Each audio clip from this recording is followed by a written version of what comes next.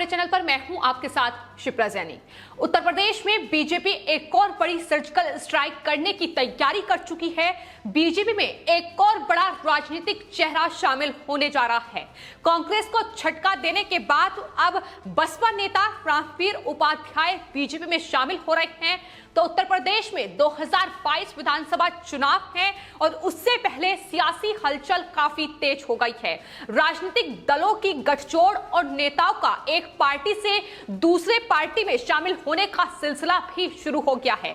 लेकिन ऐसा लगता है कि 2022 विधानसभा चुनाव के लिए बीजेपी ने अपनी चुनावी रणनीति पूरी तरीके से तैयार कर ली है, क्योंकि इससे पहले कांग्रेस के दिग्गज नेता जितिन प्रसाद, जो कि राहुल गांधी के बेहद करीबी और यूपी में एक बड़ा चेहरा बीजेपी में शामिल हो गए हैं। प्रियंका गांधी वाड्रा को बड़ा झटका दिया बीजेपी ने यूपी में। लेकिन उसके बाद और अब आपको बता दें, बहुजन समाज पार्टी यानी बसपा के जो नेता है, मंत्री भी रह चुके हैं रामवीर उपाध्याय, वो बीजेपी में शामिल हो रहे हैं। तो उत्तर प्रदेश विधानसभा चुनाव में अब मायावती को एक और बड़ा झटका लगने जा रहा है।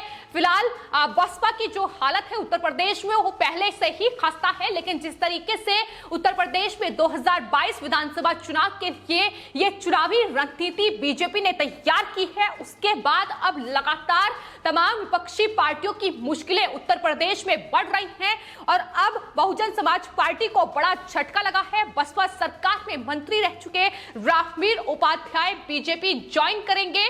आपको बता दें, बीजेपी संगठन जो महामंत्री है सुनील बंसल, उनके साथ उन्होंने हाल ही में मुलाकात की थी। करीब 20 मिनट तक ये मुलाकात चली थी, जिसके बाद कयास ये लगाए जाने लगे थे कि वो बीजेपी में शामिल हो रहे हैं। और अब कहीं ना कहीं ये कंफर्म हो चुका है कि बसपा के ये नेता पूर्व मंत्री बीजेपी में शामिल हो रहे हैं। तो आपको बता दें, बसपा के नेता रामवीर उपाध्याय अकेले बीजेपी में शामिल नहीं होंगे, बल्कि उनकी पत्नी सीमा उपाध्याय भी बीजेपी का हाथ थाम सकती है। और फिलहाल जो मीटिंग्स का दौर है पश्चिमी उत्तर प्रदेश से लेकर पूरे उत्तर प्रदेश में लगातार जारी है। बीजेपी तमाम मीटिंग्स कर रही है, तमाम बीजेपी कार्यकर्ताओं के साथ लगातार उनकी अहम मीटिंग जारी है। और हाल ही में वृंदावन में पश्चिमी यूपी के बीजेपी नेताओं की एक अहम मीटिंग हुई थी, जिसमें रामवीर उपाध्याय भी शामिल हुए थे। इस मीटिंग में जाहिर तौर पर बीजेपी की जीत की संभावनाओं को कैसे बेहतर उत्तर प्रदेश में किया जा सके, इसकी तमाम कोशिशें, इसको लेकर चर्चा की गई। तो बीजेपी किस तरीके से उत्तर प्रदेश में एक बार फिर से जीत का परचम लहरा पाए, किस तरीके से 300 पार सीटें एक बार फिर हासिल की जाए, इसको लेकर अब लगातार चुनावी मंथन जो है बीजेपी का वो उत्तर प्रदेश में शुरू हो चुका है। उत्तर प्रदेश से लेकर दिल्ली तक लगातार बैठकें हो रही हैं और इन बैठकों पर लगातार अफवाह फैलाने का काम तमाम विपक्षी पार्टियां कर रही हैं। समाजवादी पार्टी के अध्यक्ष अखिलेश यादव ये कह रहे हैं कि दरअसल बीजेपी जो है उसमें उत्तर प्रदेश में मतभेद चल रहा है। योगी आदित्यनाथ से तमाम विधायक परेशान हैं, तमाम विधायक नाराज चल रहे हैं, उनके काम को पसंद नहीं किया जा रहा है। ये तमाम अफवाहें हैं जो इस बीच कहीं ना कहीं विपक्ष की ओर से बीजेपी को कमजोर करने के लिए और उत्तर प्रदेश में मुख्यमंत्री योगी आदित्यनाथ को कमजोर करने के लिए लगातार चलाई जा रही हैं। लेकिन फिलहाल बीजेपी साफ तौर पर ये कह रही है कि ये महज अटकलें हैं, बल्कि सच्चाई ये है कि जो बैठकें लगातार जारी है उसमें चुनावों को लेकर जो रणनीति है वो तैयार की जा रही है कि किस तरीके से उत्तर प्रदेश में जो 2022 में विधानसभा चुनाव होने हैं, किस तरीके से कोरोना काल में चुनाव हो, तमाम बेहतर रणनीति तैयार की जा सके, कार्यकर्ताओं तक पहुंचा जा सके।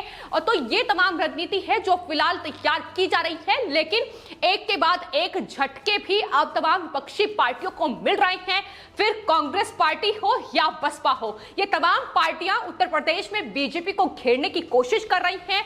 प्रियंका गांधी वाड्रा लगातार उत्तर प्रदेश में मुख्यमंत्री के काम पर सवाल उठाती है। लेकिन जिस तरीके से बीजेपी ने अपनी रणनीति उत्तर प्रदेश विधानसभा चुनाव को लेकर तैयार की है, वो साफ तौर पर कांग्रेस को जो बड़ा झटका हाल ही में लगा है, जितिन प्रसाद उत्तर प्रदेश में कांग्रेस का बड़ा चेहरा बीजेपी में शामिल हो गए हैं। और ये साफ तौर पर बताता है कि किस तरीके से बीजेपी अपनी रणनीति उत्तर प्रदेश विधानसभा चुनाव को लेकर तैयार कर रही है। तो फिलहाल उत्तर प्रदेश में लगातार ये गठजोड़ जारी है, लेकिन बीजेपी जिस तरीके से बड़े नेताओं को अपनी पार्टी में शामिल कर रही है, बीजेपी का साफ तौर पर यह कहना है कि जो भी पार्टी के हित के लिए सोचेगा, देश हित के लिए सोचेगा, उसे बीजेपी में शामिल किया जाएगा अगर वो बीजेपी में आना चाहता है। तो ये लगातार बीजेपी की कवायद है जो उत्तर प्रदेश में जारी है कि किस तरीके से तमाम जो समीकरण हैं वो देखे जाएं और कहीं ना कहीं उसके मुताबिक ही तमाम जो पार्टी के दूसरी पार्टी के नेता हैं उन्हें कहीं ना कहीं बीजेपी में शामिल किया जा रहा है, फिर चाहे वो जितेंद्र प्रसाद हो या उसके बाद अब बसपा में पूर्व मंत्री रामवीर उपाध्याय हो जो कि बीजेपी में शामिल हो रहे हैं। लेकिन इसके अलावा भी कई नेता ऐसे हैं, कई बड़े चेहरे ऐसे हैं जो आने वाले वक्त में बीजेपी में शामिल हो सकते हैं। यानी 2022 विधानसभा चुनाव से पहले समाजवादी पार्टी, कांग्रेस पार्टी और बहुजन समाज पार्टी को उत्तर प्रदेश में बड़ा झटका लग सकता है। भले ही तमाम तैयारियां, तमाम रोड मैप उनकी तरफ से तैयार किया जा चुका हो। कांग्रेस पार्टी की ही अगर बात की जाए तो तमाम ऐसे चेहरे हैं जो फिलहाल कांग्रेस पार्टी आलाकमान से नाराज चल रहे हैं। नाराजगी पार्टी में जिस तरीके का लगातार मतभेद बढ़ रहा है उसको लेकर भी है और कहीं ना कहीं राहुल गांधी और सोनिया गांधी से भी कई नेता नाराज हैं। तो ऐसे में बड़े चेहरे आने वाले वक्त में बीजेपी में शामिल हो सकते हैं और जाहिर तौर पर अगर ये बड़े राजनीतिक चेहरे, फिर चाहे वो समाजवादी पार्टी से हो या बसपा से हो, अगर बीजेपी में शामिल होते हैं तो कहीं ना कहीं उत्तर प्रदेश में बीजेपी की स्थिति और ज्यादा मजबूत होती नजर आएगी। फिलहाल 2017 विधानसभा चुनाव में बीजेपी ने 312 सीटें उत्तर प्रदेश में हासिल की थी। वहीं आपको बता दें समाजवादी पार्टी, कांग्रेस पार्टी और मायावती की पार्टी का हश्र होता इन चुनावों में नजर आया था। समाजवादी पार्टी महज 47 सीटों पर सिमट कर रह गई थी और कांग्रेस पार्टी 7 सीटों पर सिमट कर रह गई थी। समाजवादी पार्टी जिनकी 2012 में सरकार बनी थी लेकिन किस तरीके से धराशायी हुई थी, जाहिर तौर पर उत्तर प्रदेश में भरोसा बीजेपी पर जताया गया था, लेकिन फिलहाल यूपी में और योगी आदित्यनाथ के काम को चुनौती देना विपक्ष के लिए जाहिर तौर पर बेहद मुश्किल है। सीएम योगी आदित्यनाथ जिस तरीके से कार्य कर रहे हैं उसी की ही अब बौखलाहट समाजवादी पार्टी, कांग्रेस पार्टी निकालती नजर आ रही है। किस तरीके से चुनौती दी जाए इसको लेकर तमाम पैतरे अपनाए जा रहे हैं कि किस तरीके से काम पर सवाल उठाए जाए। अगर काम भी पर भी सवाल उठाकर काम नहीं बनता है तो पार्टी में मतभेद फैलाने की जो अफवाहें हैं वो भी लगातार विपक्ष की ओर से फैलाई जा रही हैं। तो ये तमाम पैतरे हैं जो अपनाए जा रहे हैं। हालांकि इस पर बीजेपी आलाकमान की तरफ से जवाब दिया जा रहा है, फिर चाहे वो योगी आदित्यनाथ हो या फिर तमाम बीजेपी के दूसरे बड़े नेता उत्तर प्रदेश में हो।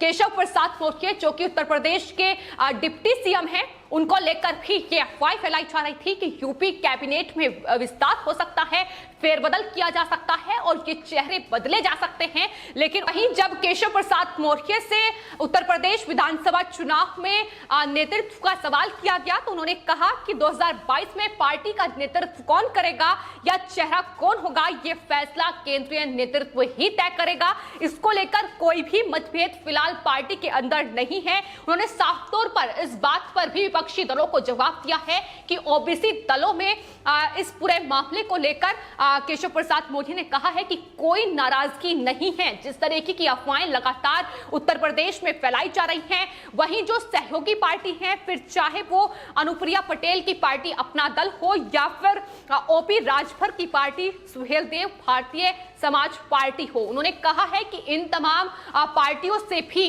गृह मंत्री अमित शाह लगातार मुलाकात कर रहे हैं और कहीं ना कहीं अगर जरूरत पड़ी तो उत्तर प्रदेश में इन तमाम पार्टियों को भी चुनाव में शामिल किया जाएगा।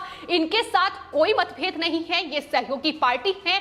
उन्होंने साफ तौर पर तमाम जो अफवाहें इस वक्त उत्तर प्रदेश विधानसभा चुनाव के दौरान बीजेपी को लेकर फैलाई जा रही हैं उसका जवाब दिया है और कहा है कि अगर जरूरत पड़ी तो हम आगे आकर इन सभी दलों को साथ जोड़ेंगे। तो फिलहाल उत्तर प्रदेश में विधानसभा चुनाव से पहले अगर राजनीतिक समीकरण की बात की जाए तो उत्तर प्रदेश में जिस तरीके से योगी आदित्यनाथ ने बतौर मुख्यमंत्री काम किया है। जाहिर तौर पर वो लगातार वाहवाही बटोर रहे हैं और बड़ा कहीं ना कहीं सपोर्ट भी उन्हें उत्तर प्रदेश में मिल रहा है। वहीं बसपा कहीं ना कहीं पूरी तरीके से सिमट कर रह गई है और एक के बाद एक बचे कुछ विधायक भी पार्टी से निष्कासित हो रहे हैं या दूसरे तमाम भ्रष्टाचार के मामलों में फंसते नजर आ रहे हैं। यही हाल समाजवादी पार्टी का है। और उसके अलावा बात अगर कांग्रेस पार्टी की करें तो कांग्रेस पार्टी ना सिर्फ देश में सिमट चुकी है बल्कि उत्तर प्रदेश में भी अब जितिन प्रसाद बीजेपी में शामिल हो चुके हैं और उसके बाद प्रियंका गांधी वाड्रा के सपनों पर पानी फिरता नजर आ रहा है। फिलहाल आपकी इस पूरे मामले पर क्या राय है हमें कमेंट बॉक्स में जरूर लिखें और चैनल को सब्सक्राइब करें। धन्यवाद।